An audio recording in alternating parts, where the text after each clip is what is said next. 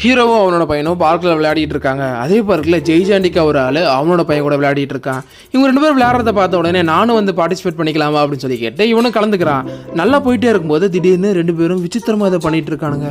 இவங்களை பார்த்த உடனே ஹீரோவுக்கு ஒரு மாதிரி ஆகிட்டு அவனோட பையனை கூட்டிட்டு ஓடலான்னு நினைக்கும் போது வாங்கன்னு சொல்லிட்டு சாப்பிட கூட்டிட்டு போய் இந்தா சாப்பிடுன்னு கொடுத்துட்டு இருக்கான். அந்த நேரத்தில் அந்த ஹோட்டலுக்குள்ள புதுசாக ஒருத்தன் நுழையிறத பார்த்த உடனே சரி நீ இங்கே இரு கொஞ்ச நேரத்தில் வரேன்னு சொல்லிட்டு பின்னாடியே போய் அவனை ரூமில் வச்சு பயங்கரமாக அடிக்கிறான். இந்த விஷயம் எதுவுமே தெரியாது. ஹீரோவும் அவனோட பையனும் பீட்சா சாப்பிட்டுட்டு இருப்பாங்க.